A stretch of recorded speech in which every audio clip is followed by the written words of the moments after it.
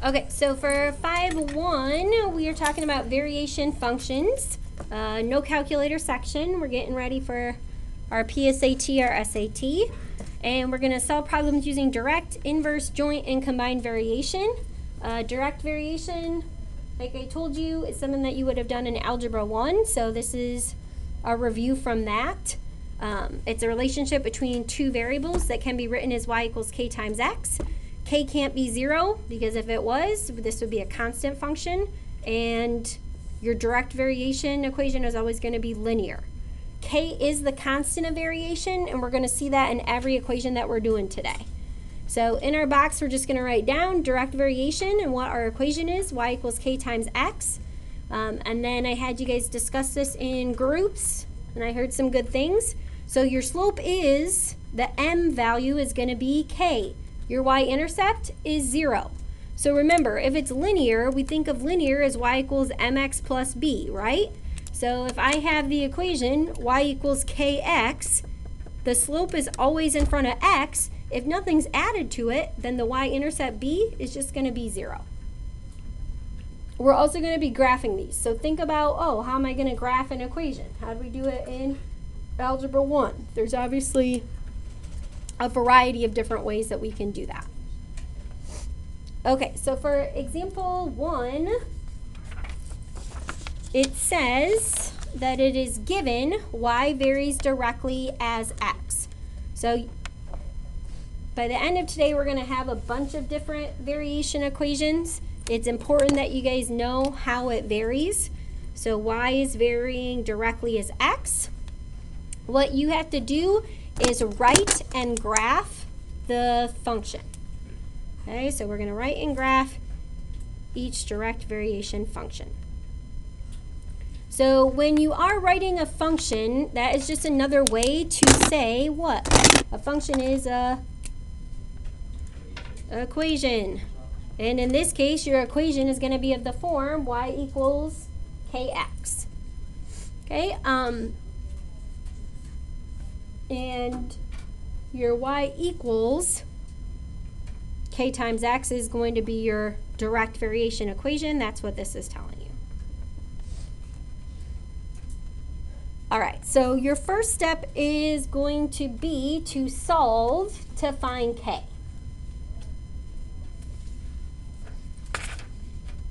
When you do your quiz, you're also going to always want to write your equation. This one does specifically tell you to write it out. Okay, so we're going to solve to find k.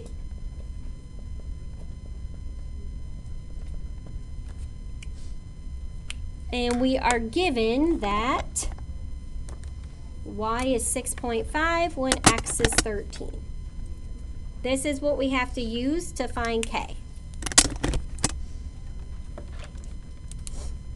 Okay, so if I'm using y equals k times x, I'm going to plug in 6.5 for y. I'm going to plug in 13 for k. And then I'm going to divide both sides by 13 to get k by itself.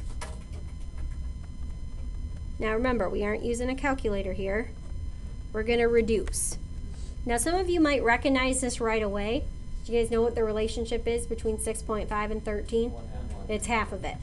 If you don't, if you ever have a decimal, what can you do to make it so it's not a decimal? That. In some cases, you can make it an improper fraction. Well, how do you move the decimal over? No. You can multiply by 10, right? So if you multiply by 10, that moves both of these over. If it's a half, though, you could also multiply by what? 2. And normally when you don't have like the decimal, it's easier for you to pick out. Okay, if you do 6.5 times 2, you get 13. 13 times 2 is 26. That reduces to 1/2. Like I said, a lot of you are going to recognize that right away anyway, but we're going to be working with decimals and how to convert them to fractions a lot today. Once you find k, you're going to go to step 2, which is going to be to write your equation.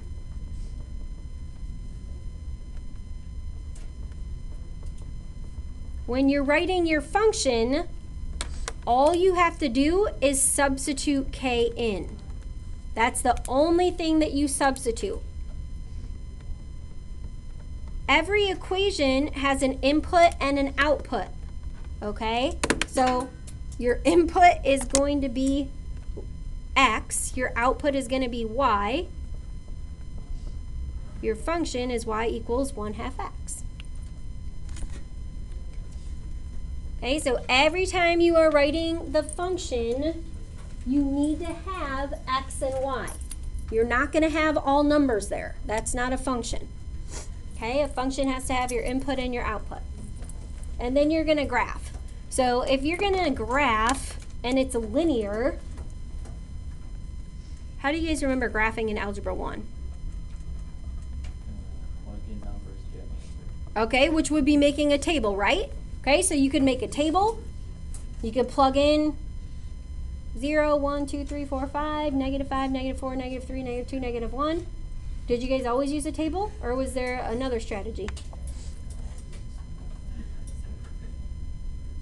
Well, don't we already know what the y-intercept is? Okay, so then you're going to start at the y-intercept, okay, which is 0, 0. How can I find the other points? Yeah, just use your slope. Go up 1/2, right? Isn't it just your rise over your run? So you go up 1/2, up 1/2. Does that ring a bell?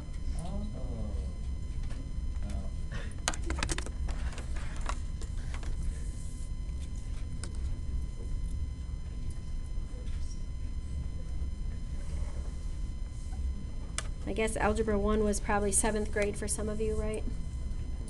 8th grade for some of you others. Okay, so start at your y-intercept and then you can just use your slope. This is your x and your y. All right. We're also going to be dealing with a lot of story problems with variation. So for example 2, it says the cost of an item in euros E varies directly as the cost of the item in dollars D. So what I like to highlight is the variables that are varying directly. And then you're going to be given some values. It says E is 3.85 euros when D is $5. And then we have to find D when E equals 10 euros. So what we're going to do first is we're going to write the equation. That is one way to do this. When you do your quiz, you are also going to have to write your equation, which is one reason why we're going to do that for this one. But I'm also going to show you another way. And you might already be thinking of this way. So we have to find D when E is 10 euros. So sometimes people get confused because you have multiple values for E, one value for D. But when you're solving for K, you want to use the pair that is given together. Okay, so step 1, we're still going to find K and we're going to write out our variation equation.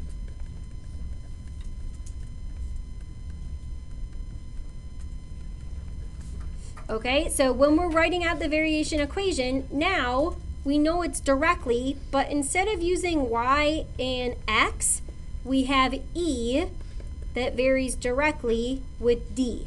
So this is going to be your form. All right, what we know is when the euros are 3.85, the dollars are 5. Okay, so then I'm going to divide both sides by 5. Okay, so remember we're doing this without our calculator. So if we're doing 3.85 divided by 5, really there's a couple strategies I can use. If I wanted to move the decimals over, I would have times 100 times 100, and then I could simplify. We can also do some old school division, which we are going to do. So if we have 3.85 divided by 5. Do you guys remember how to divide with the decimal? You do it one at a time. Move over the decimal place. You could, or it just goes straight up. Okay, so if you have the 3.85, 5 goes into 38. That's that. Yep. And then we're going to subtract. So 38 minus 35 is 3. Bring down your 5. 5 goes into 35 7 times. Okay, so this would be 0.77. If you did this as a fraction, it would be 77 over 100, and that would be fine too. Okay, so then your final equation is E equals 0.77D.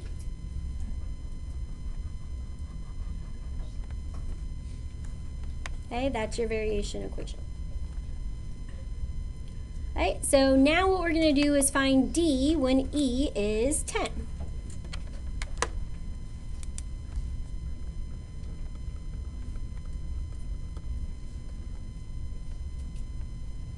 Alright, so we're going to use our equation.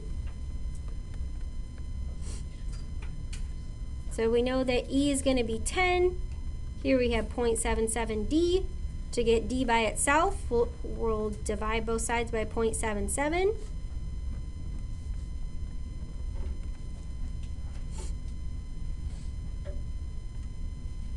Right, and then let's set this up. So you can leave it as 10 divided by 0.77, do the decimals that way. If you want to get rid of the decimals, what would you multiply by? If you did 10, it would be 7.7. In this case, you'd want to do 100. Multiplying by 100 over itself is multiplying by 1. When you multiply by 100, it moves your decimal over 2 places. So then you have to move this one over 2 places. Okay, so what you end up doing is 1,000 divided by 77. So then let's set that up.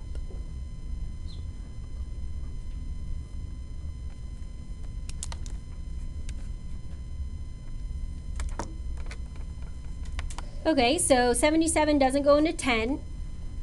Putting 77 into 100 is pretty simple, right? We know it's going to go in there how many times? 1. All right, so then we're going to subtract. When you're thinking of subtraction, think about what would you add to 77 to get 100. So first, you would add 3 to get to 80. 80 to 100 is 20, so it would be 23. 77 doesn't go into 23, so we're going to bring down the 0. So again, let's think of our estimation. We know that 77 goes into 100 once, so I know it's going to go into 230 at least twice. What is 77 times 2? So when you're thinking about doing this in your head, do 70 times 2, which is 140. 7 times 2, which is 14. So 140 plus 14 is 154. Okay? If you choose the wrong number, you'll know because when you subtract, this number would be what? No? It'd be bigger than 77. Right? Okay, so again, we're going to subtract. When you subtract, you can also think, oh, to get to 160, I'd have to add what? 6. And then I'd have 160 to 230, which 160 to 230, the difference is, yep. To get from 60 to 200, you'd have 40. 200 to 230. It's just easier to think in wholes. Okay, now that is very, very close together. Do you guys see how close that is? Because we're dealing with dollars, we're going to round to the nearest cent. So we're going to put the decimal here. But because that's so close, that lets me know that I'm probably going to want to try multiplying by 9. Probably by 9, right? You definitely know it goes in there 7 times. because if 77 goes into 100 one time, right? So we can try. Let's do, if we do 12 times 8, that might be something you try first. Or sorry, it's really 77. It's gonna be 12. Okay, so if you do 77 times 8, you get 56, carry the 5. 7 times 8, 56 plus 5 is 61. Okay, and then if you want to see if it goes in there 9 times, you can just add 77. So 13, carry the 1, 7, 8, 9. Okay, so this would be 77 times 9. I know it's not going to go in there 10 times. 7, 7,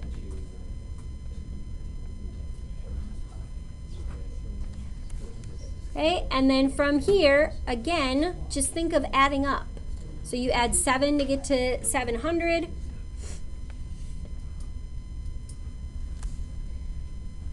Okay, and then we're going to bring the 0 down. Now this is nice. Based on what we already did, don't I already know how many times it goes in there? 8. Now I just need to find what the next number is so I know if this rounds up to 99 or if it stays at 98. Again, when I'm subtracting, I'm thinking, oh, I just have to add up to get to 620. 20 to 70 is 50.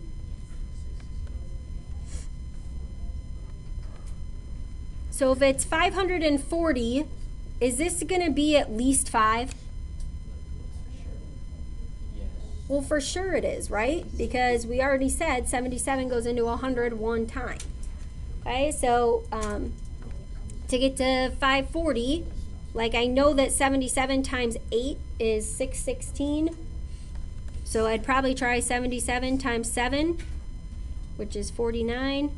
And then 49 plus 4 is 53. Okay, so yeah, it's going to be 7. And then really the rest of that doesn't matter. Once you have 539, you have 1. So this is going to round to $12.99. Okay, so again, whenever you're rounding to the hundredths place, you're just finding the number after it to see if it rounds up or if it stays the same. So that means if you have 10 euros, you have $12.99 in dollars. Now I also said, oh, there's another way that you could do step 2.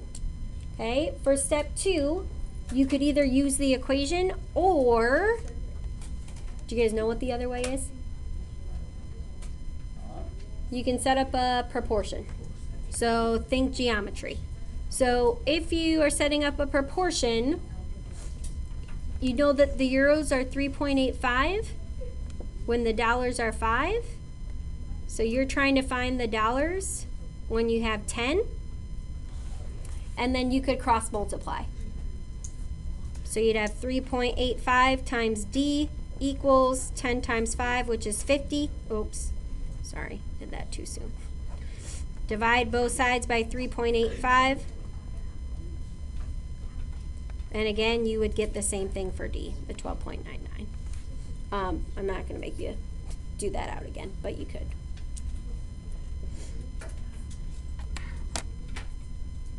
Okay, so you could also set up a proportion, do the cross multiplying for part 2. All right, I'm going to have you do example 3 with your group. So I want you to follow the same type of steps. First thing is figure out what your equation is. Okay, so I do want you to write the equation here. Example 3. First you gotta write the equation. Trying to ask what the P is. P is 18. So 18 equals 1.5 divided by 1.5. Wait. It's 24.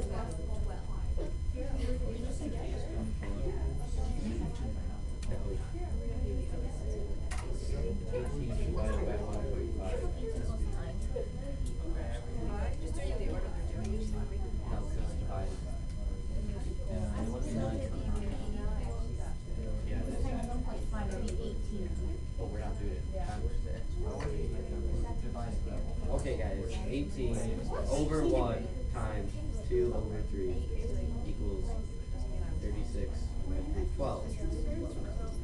It's 3 over 2, but if you're dividing by a fraction, then you can do multiply by the reciprocal. Yes. Wait, how do you multiply this? You look at this thing. Right there in the top. Or No.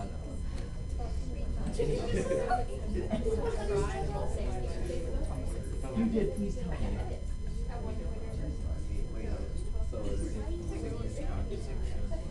I just did that by doing 1.53.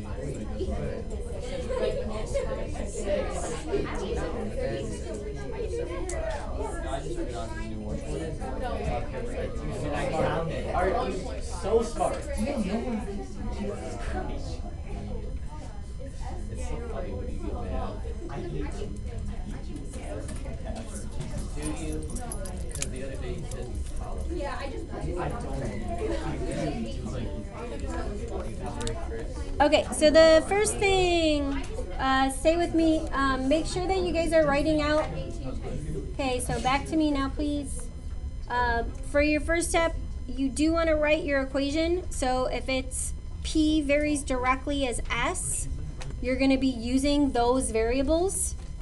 Okay, and then if the perimeter is 18, the side length is 1.5, you could divide this old school style, but when it's just 1.5, double it.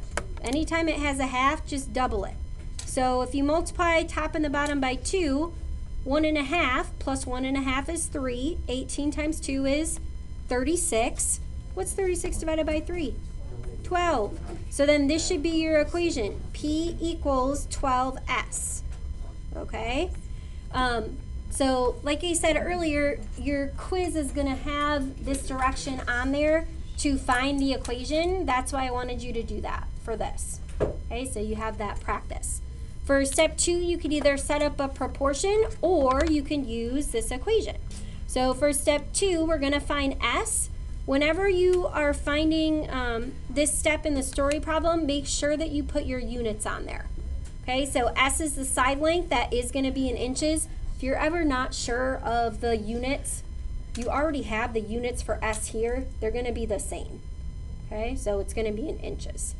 So if you have P equals 12 times S and P is 75, you just have to divide each side by 12. Again, let's just do this using fractions. How many times does 12 go into 75? 6, because 12 times 6 is 72. So how many do I have left over? How many do I have left over? Okay, so, well, 3 over 12. So then we're going to reduce that, right? So the side, 3 over 12, is going to be 1/4. So it's either 6 1/4 inches or 6.25 inches. Okay, so really that wasn't too bad at all. You could just reduce your fractions. Okay, you could also, like I said, set up the proportion. Guys, there's too much side talking going on right now. I need you to pay attention to make sure you know how to do this. So this is 75 over S. Okay, and then you could also do 18 times S equals 75 times 1.5. If you do this method, when you do 75 times 1.5, you can think of it as 75 times 1, which is 75, plus what's half of 75. So to do half of 75, I would do half of 70, and then half of 5, okay, which would be 37.5. Okay, and then you could divide both sides by 18 from there. Okay, when you get the half, I also might multiply by 2. In this case, I definitely think using your equation is quicker. Okay, but you will end up with the same value for S.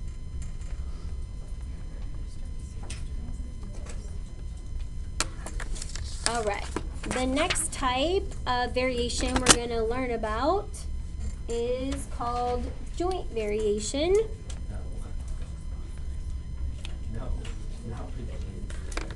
Okay, Okay, and this tells us if y varies jointly as x and z, it can be written as, guys, will you get refocused? Okay, so if y varies jointly as x and z, it's written as y equals k times x times z. The variable k is still going to be your constant of variation. So in our box, we're just going to write down y equals k times x times z, and that is your joint variation. Okay, so you'll always be able to look back at our little boxes and see what your equation is. All right, for example 4, the volume V of a cone varies jointly as the area of the base B and the height H. Okay, and then your value for V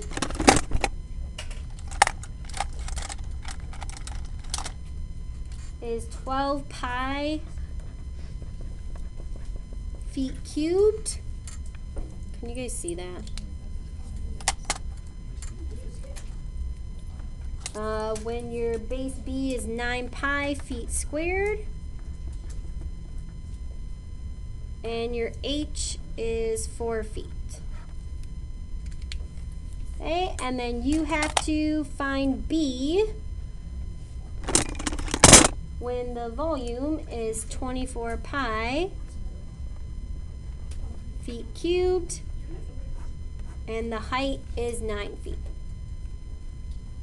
Okay, so again, sometimes people get confused when you're given all of these different values.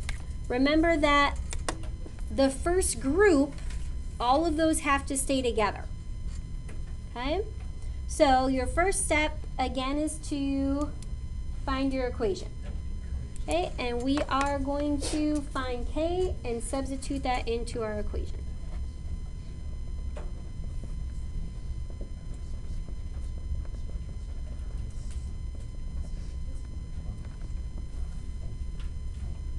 Right, so if the volume V varies jointly as the area of the base B and the height H, we are going to solve for K.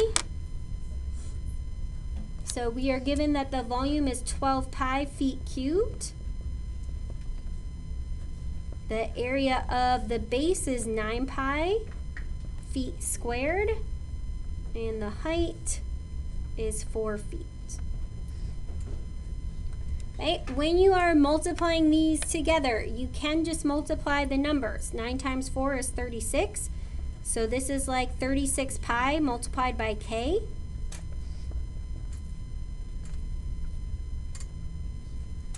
So we're going to divide both sides by 36 pi to get k by itself. And this is nice because the pi's are going to cancel out. 12 over 36 is going to be 1/3. When we plug it back into our equation, this should seem familiar to you. The volume is 1/3 times the area of the base times the height. That is your volume equation for a cone that you did in geometry. Okay, and then for step 2, now we are going to find B.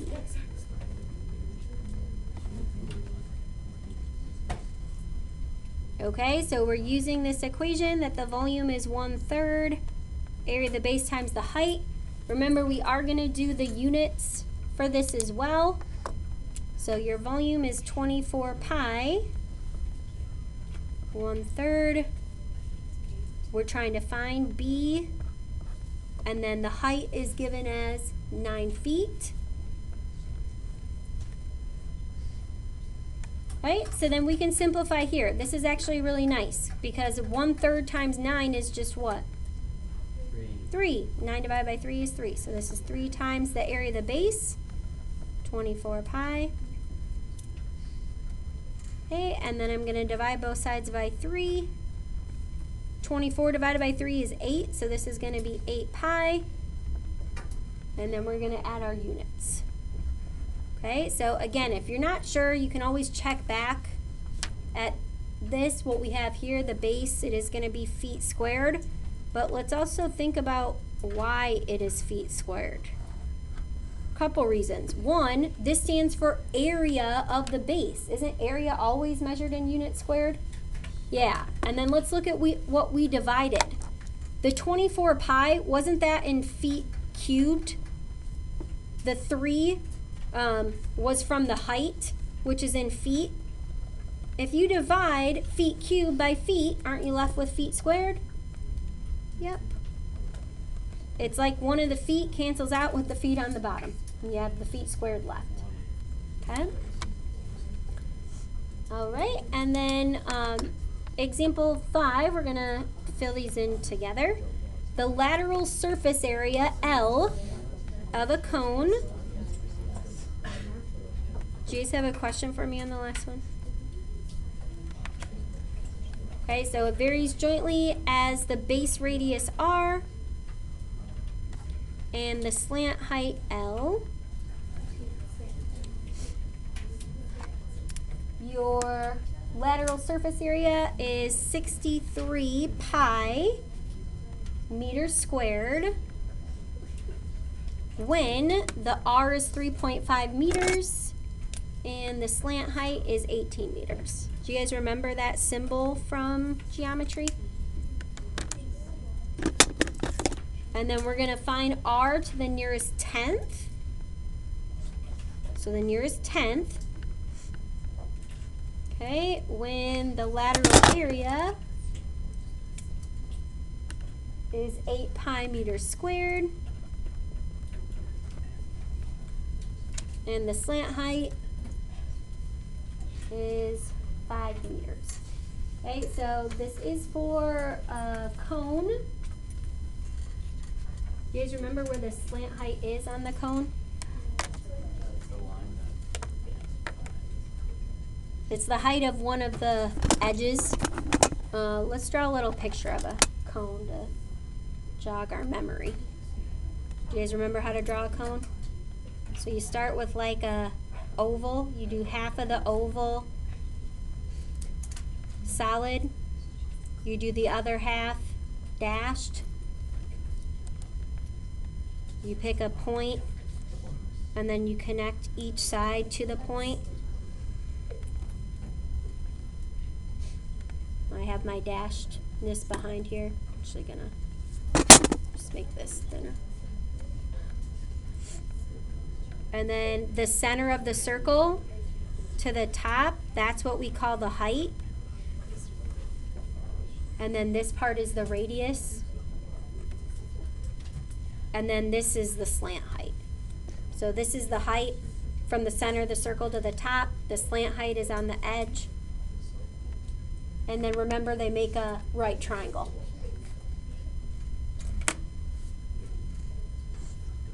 Okay, so our first step again is to find K, and we're going to plug that into the equation.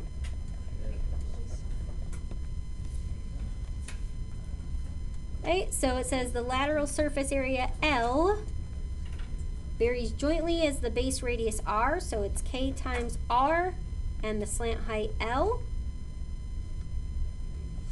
And then we're going to substitute in 63 pi for L. The R is 3.5 and the slant height is 18. Okay, so if I'm going to multiply those together without a calculator, what I would do is 18 times 3 and then 18 times a half. And really, for 18 times 3, you could also do 20 times 3 and then subtract the overlap. You could also just multiply this old school, 24. Yeah, elementary school style. 18 times a half is 9. Okay, so 54 plus 9 is going to be what? Yep. Isn't that going to work out nice? Yeah. Okay, so then your value for k is just what? Pi. So if that's your value for k, then your equation is the actual equation for finding the lateral surface area of a cone. Remember, the lateral area, the lateral surface area, includes the area of the cone without the base. And then the surface area, just the surface area, not the lateral, would include it. Okay, and then for step 2,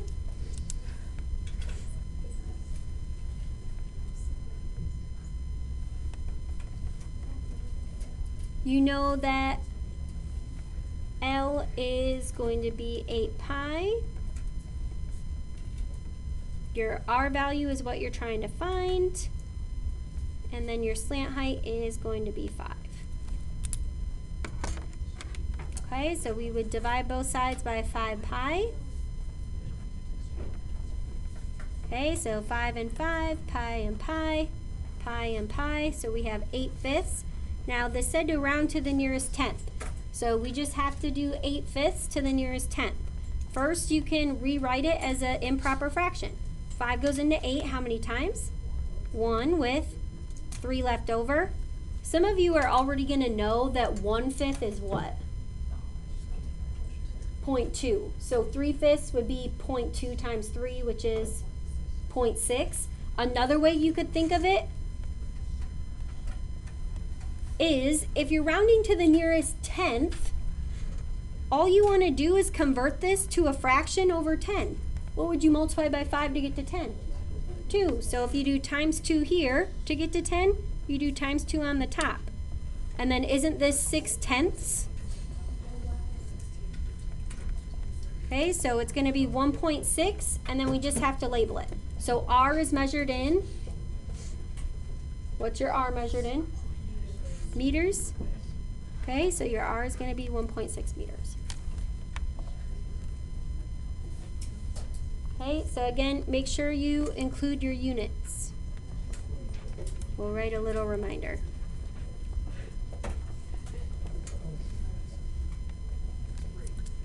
Okay, and then the last type that we're going to talk about today is inverse variation. Do you guys remember this one from Algebra 1? Okay, so if y varies inversely as x, the equation is y equals k divided by x. Okay, and again, that's where your value of k is not going to be 0. Okay, so y equals k over x. That is called inverse variation.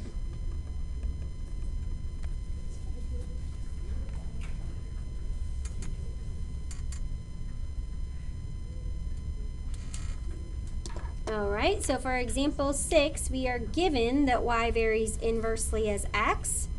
We need to write and graph the inverse variation function.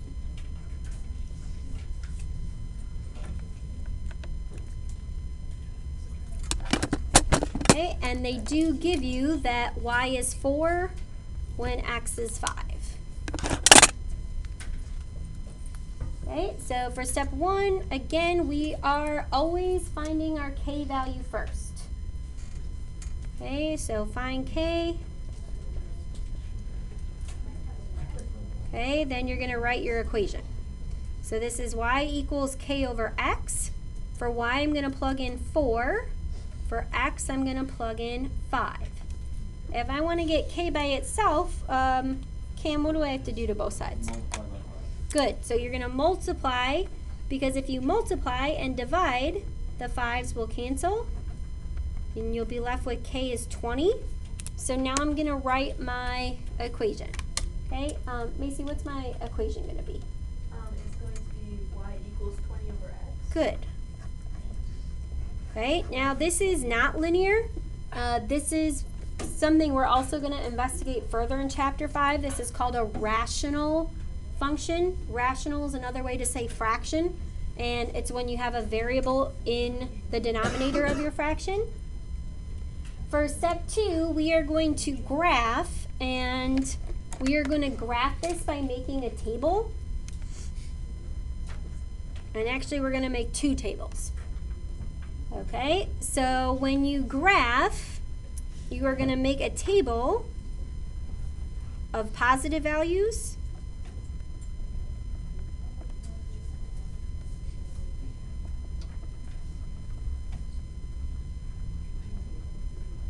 okay, and then we're going to make another one with negatives.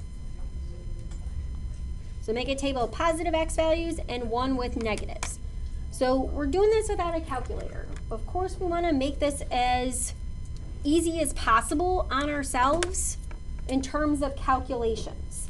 So if I'm making a table for y equals 20 over x, I'm going to want to plug in values for x that are simple to do. So what are some values that are going to go into 20 nicely? Okay, you can't divide by 0 because that's going to be undefined. Okay, so 1 would be good, 2 would be good. Why for this graph would I might want to start at 2? Because it goes by 2. No. Well, you could make it go by 2. I was just going to say that this is going to go out to 10 and negative 10. So negative 2 would be good. What was another one you guys said? 4. Yep, what else? 5. 10. Okay, so that's going to give us enough values to generate what are called branches of the graph. And then I'm going to use the positive ones for the other branch. Okay, so this is called a rational function. Once we graph it, you're going to see what the branches are, why we have to make the negative and the positive. All right, so if I plug in negative 2, 20 divided by negative 2 is? Negative 10. 20 divided by negative 4 is? Negative 5. 20 divided by negative 5 is negative 4. 20 divided by negative 10 is negative 2. And really, these are the same things, it's just now they're all positive, right? Okay, so then let's go ahead and graph these.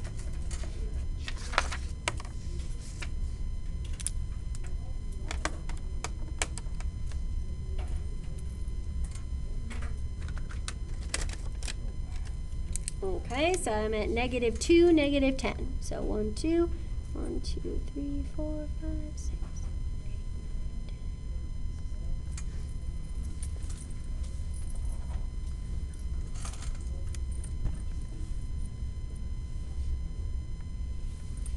Just going to label that as my negative 10. 1, 2, 3, 4.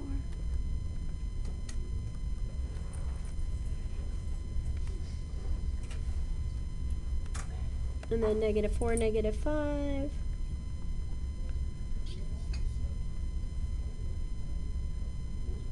Negative 5, negative 4. Negative 10, negative 2.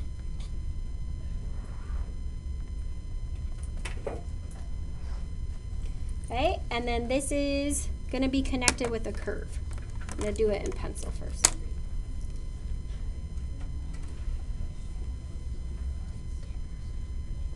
Really, this branch looks like the branch of what type of function that we've studied already?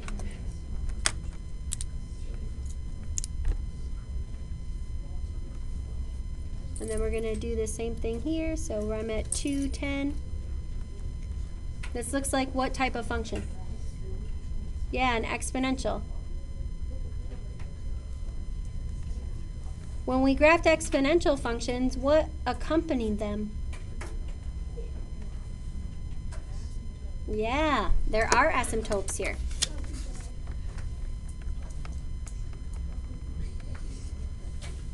Okay, and then again, you have the curve. Okay, so this is what a basic rational function looks like. Like I said, we are going to be going deeper into what those graphs look like, but it's important for you to recognize that these are going to have 2 branches on the graph. That's why you have to do the positive and the negative. Okay, so the graph is going to have 2 branches.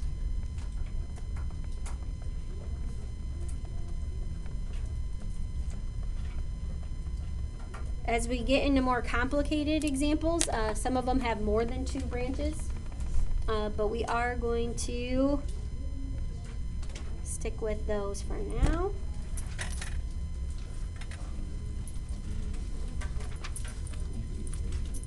Okay, and then your homework is right here. Okay, so page 317, 2 through 12 are all, the 16 through 26 are evens, but you don't have to do 22. And then the 32 through 36 are all, and then for 42, make sure you explain. Okay, and then you guys can clear everything off your desk except for correcting utensil.